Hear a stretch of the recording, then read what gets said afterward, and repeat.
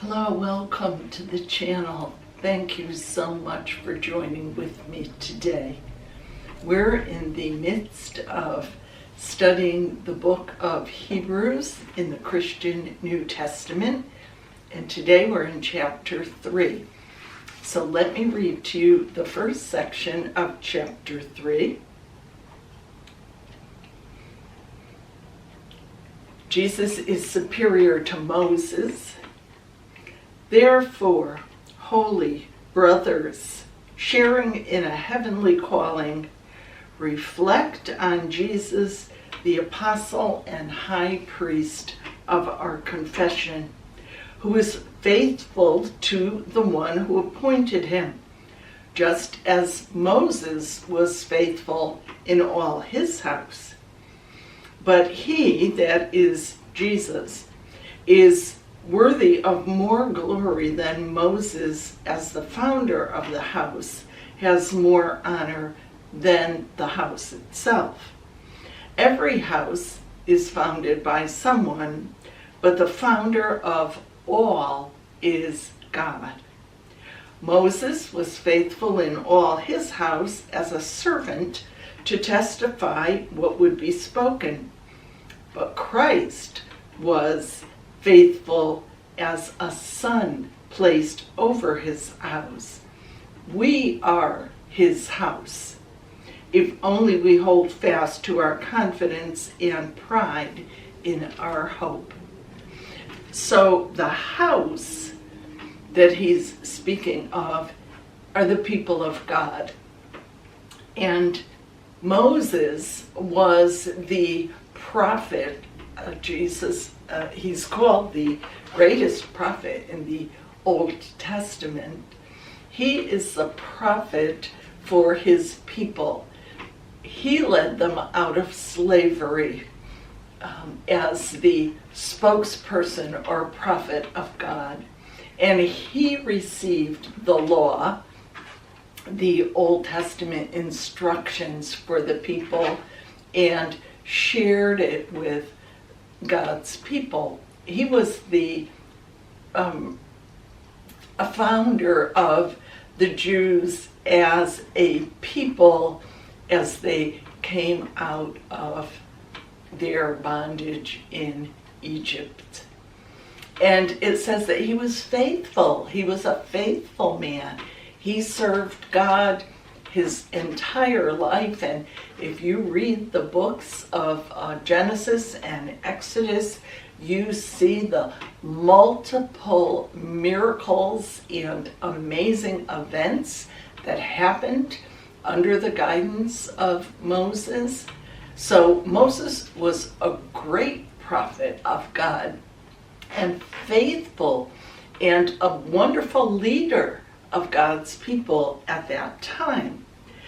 But Jesus was the son. See, Moses is the servant of God.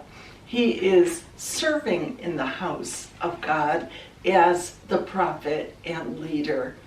Jesus is a son, and he is placed over his house, meaning the people of God in the New Testament, the followers that come to God, not through birth and a particular nationality or ethnicity or circumcision. These are the people that come through Jesus, through the teachings of Jesus the Christ. So this Jesus, he says, the writer says, is superior to Moses. And we, as the followers of the New Testament, give our allegiance to Jesus as the superior one, as the Son. Let's see what he goes on to say. He's going to quote from Psalm 95, a very famous psalm. This is near the end of the psalm. Therefore, as the Holy Spirit says, "Oh, that today you would hear his voice. Harden not your hearts as at the rebellion in the day of testing in the desert, where our ancestors tested and tried me and saw my works for 40 years. So this psalm is in reference to the journey from Egypt to the Promised Land, which journey took 40 years for the Israelites. Twice during that time, we see that the people were complaining and tested God. And that was at Meribah and Massah. And so that's a reference to that time where it says, in the day of testing, they rebelled in their hearts in the day of testing in the desert. So they were being tested. The people were being tested by God. Their faithfulness as they wandered through the desert.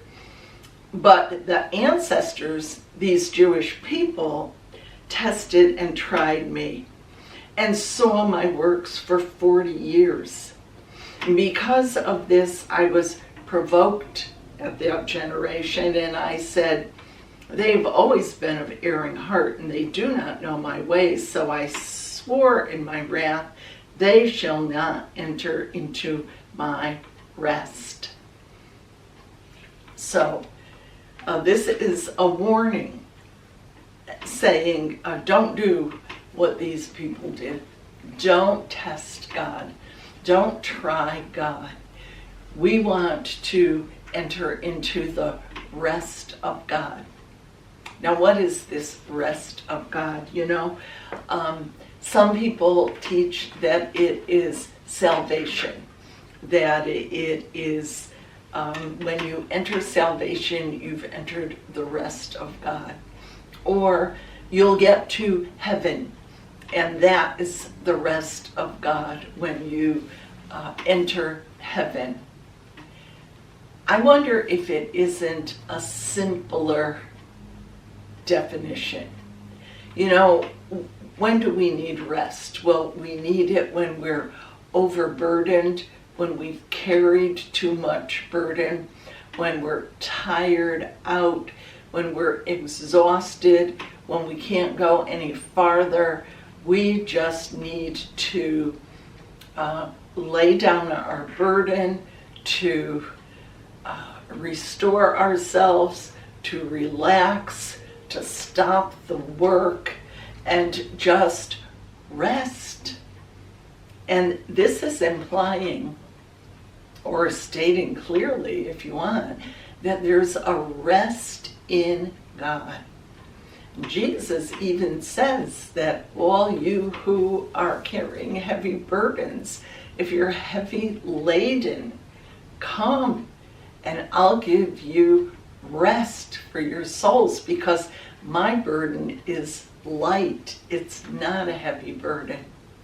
So I think it isn't so much the ceremonies of entering the church or the rituals involved with baptism and communion or Eucharist, although those things are a wonderful part of the Christian faith.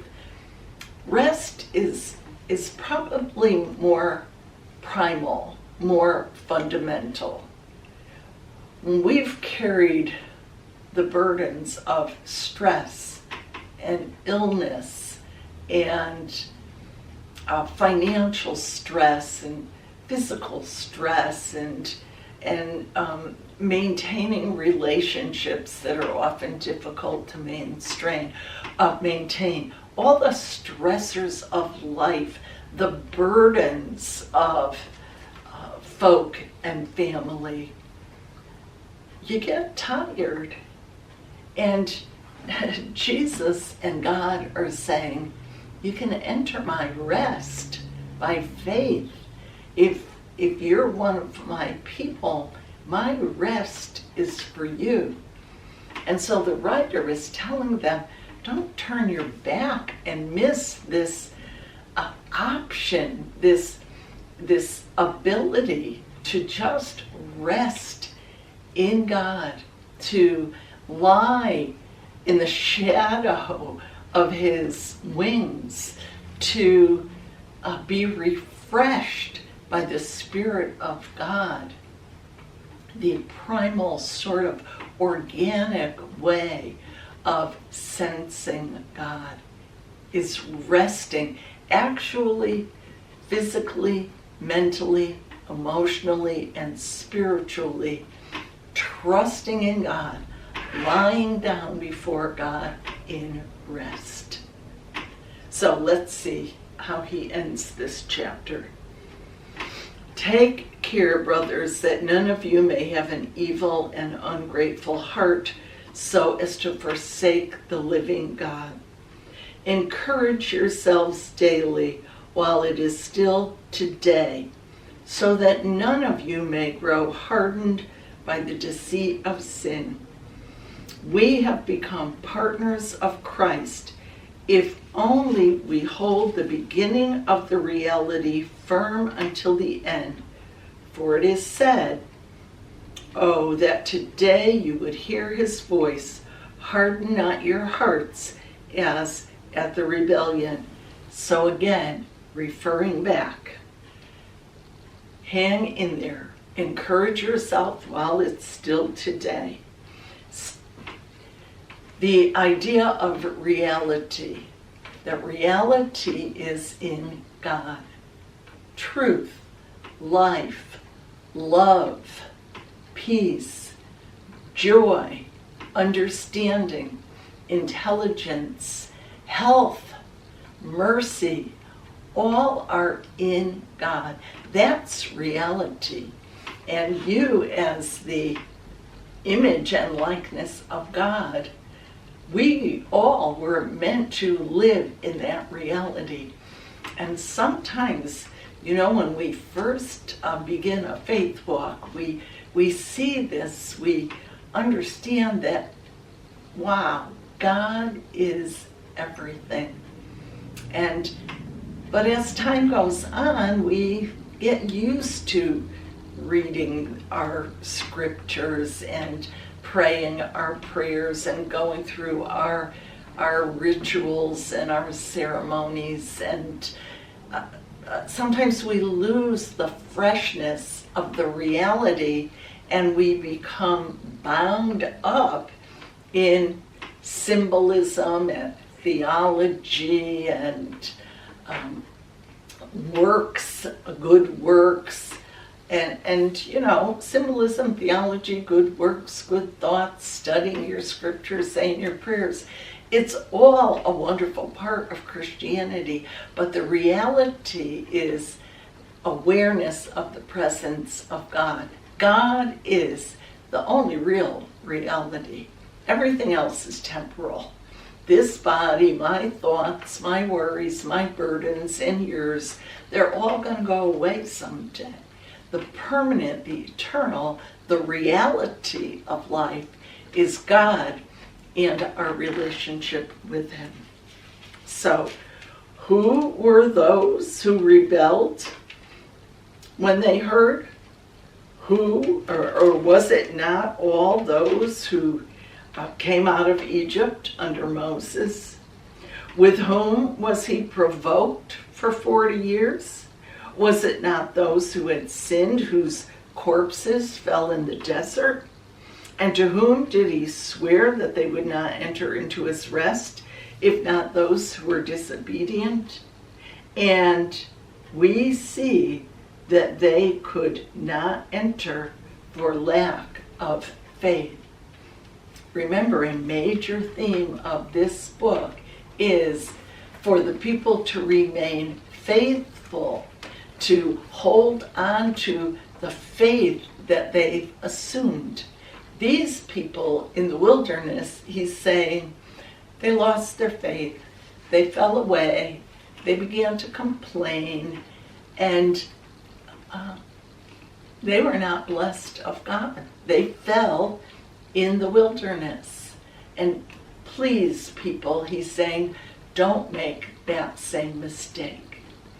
Next time we're going to go on to chapter 4, where he talks more about the Sabbath rest, and then begins to speak of Jesus as the compassionate high priest, and begins his thorough study of the priesthood. So I hope you can join with me then. I hope this chapter was uplifting, gave you some food for thought, and if you can be here next time, great. I look forward to speaking with you. In the meantime, be blessed and be filled with joy in the name of the Lord. I'll see you soon. Bye for now.